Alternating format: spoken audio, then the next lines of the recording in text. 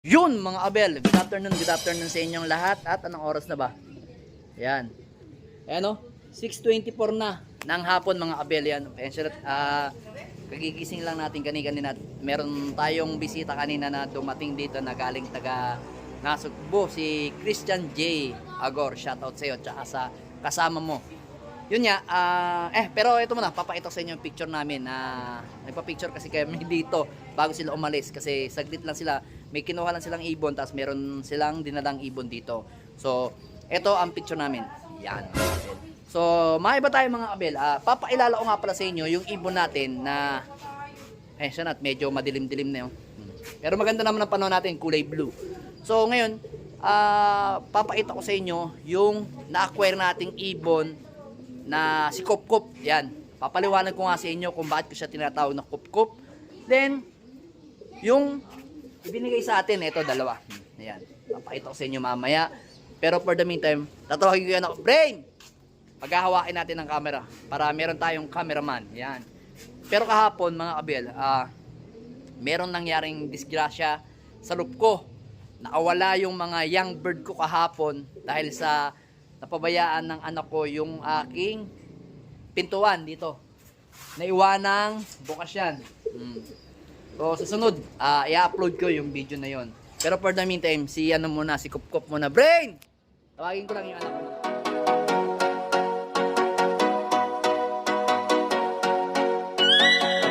So, ito mga Abel. Naghanap muna tayo ng videographer. Videographer. Tawag doon. So, ito mga Abel. Ayan. So, yung ibon is 2024, ayan no. So ano na nga to, isang taon na. So ito yung ibon, ayan, Kup-Kup, ayan. Ito yung tinatawag natin Kup-Kup. Gandang ibon. Ito yung pakpak niya, oh. Ganda, solid, oh. Ito yung likod. Ayan, yung mga tumitingin ng ano, oh. Ito pa, pakpak. Ito, yan, sa likod. Then, ito. Kita nyo yung ibon, no? Steady. Oh, relax na relax. Tapos, yung ano niya, mahaba yung pinaka-kill bone niya dito. Tapos, yung sipit-sipitan niya, medyo buka ng konti. Ganda ng ibon, no? Medyo madilaw. Yellow-orange yung kanyang mga mata. So, ngayon, itong ibon na to, lahi to ng Koopman. Kaya ang tawag ko dito is Kup-Kup kasi Koopman cross Koopman to. So, yung Koopman niyan to is Belgium. Belgium na Koopman, sire. Belgium na Koopman na dam, mga Abel. Oh. Kaya ito island born na, mga Abel. So mag-i-infuse tayo sa mga bloodline natin like lang Peter at saka Johnson President. Doon natin papasok to. Pero unang ipapasukan ko muna dito is yung foundation bird natin na si Email. Si Pula. Yun, Pula yung tawag ko doon eh. So meron pa nga doon sana ibibigay sa akin Belgium na Jansen, tapos hindi tama, Belgium na Koopman, tapos hindi pala, mali, tama, Belgium na Jansen, then US na Jansen.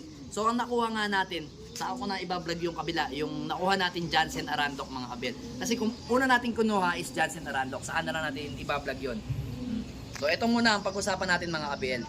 So kaya ako kumuha dito kasi nga ito yung consistent bird na nananalo sa kanya, north to south. Kaya kumuha tayo ng Kup-Kup. Basta tatawagin natin itong Kup-Kup kasi Koopman. Yan. Island born.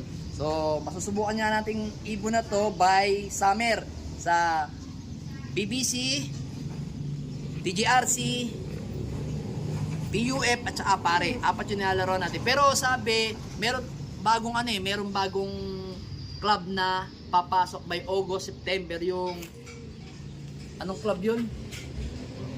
Parang ano sa poging panzer yun eh. Basta pagka ano, ano ko sa inyo, papakita ko sa inyo yung club na yun mga abel. Pero for the meantime, kasi kumpare ko yung ano doon, yung nagmamay-ari yung pareha sila. Kaso syempre, ako ayaw ko maging coordinator nila kasi gusto ko player na lang. Di ba sabi ko nga sa inyo, hindi na tayo tatanggap ng club na magiging coordinator tayo, na mai-involve tayo. Gusto ko player na lang tayo.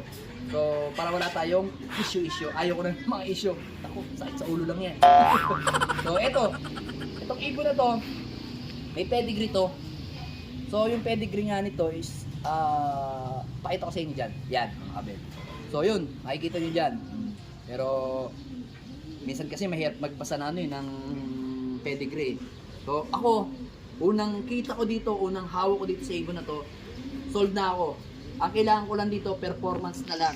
Kasi north to south, lahi nito, talagang tumatawid ng Kalbayog at saka Tacloban. So last race nito, nag-overall hanggang Kalbayog kasi wala atang nag-clock ng Javier Leyte ata o Tacloban. Kasi smash yun. So nag-overall nga yung lahi nito.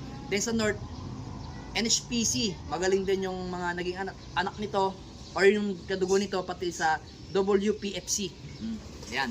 Doon naglalaban o doon naglalaro yung ano natin, pinagkukuhanan nating ibon. PHA player siya mga abel. So, siyempre, kailangan natin mag-infuse para sa mga ibon natin. Mga abel, ang gagawin natin sa mga ibon na to, infuse natin sa mga bloodline natin. So ito, lagyan mo ng likes. Ito, pasok muna natin itong mga abel. Napakagandang ibon talaga, solid oh. Pwede na natin to i-breed by August. Bibreed na natin tong ibon na to. Solid na ibon to. Talaga oh. Para sa akin, solid na solid. Subukan lang muna natin. Hindi naman siya, pag nakita nyo, hindi naman siya maganda. Para sa ibang marunong tumingin, pag nakita, talagang iba yung itsura ng ibon. Pero kalapati pa rin. Kaya lagay nga muna natin dito. Tayo nga muna sa dyan. Saka lang ha. Pilat home. Kita nyo mga abel oh. Kahit na bago-bago lang sa atin yan. Kita nyo oh. Yan oh. Kahit bago-bago lang sa atin pero ganador na oh. Ito yung katabi niya si Noped's Line. Ayan oh. Si NPL natin. Ayan, patubo na yung pakpak. Then ito nga. Ito yung matagal na natin inaawitan doon sa tropa natin ng taga Nasugbo. Yan, kay Christian J. Agor. Ayan. Ayan. Yan yung dalawa. So ito, kung hindi nyo naitatanong o natatanong ninyo, ang bloodline nito mga abel is Victor Lim. Yan, Victor Lim ang lahi niyan mga abel. Tapos may pasok na Stitch.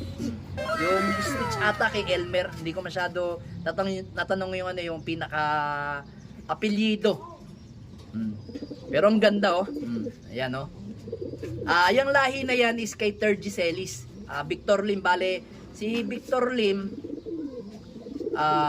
si Tergiselis is na-acquire niya yung mga bloodline niya kay Victor Lim. Pati nga yung look ni Victor Lim nabili ni Tergiselis eh.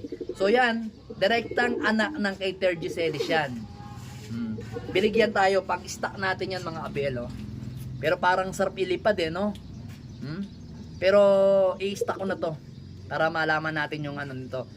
Pinaka performance. Pero para sa akin napakagandang ibon. Kasi Victor Lim to na may Stitch eh. Solid yan mga abel oh. Gandang ibon. Saan na natin i-vlog yung ating nakuhang Jansen President? Jansen Arandok. Papakita ko rin sa inyo. Sasabihin ko rin sa inyo yung mga pinanggalingan ng ibon. Yan. For the meantime, ito muna yung ibon natin. Yan. Napakagandang ibon. Solid.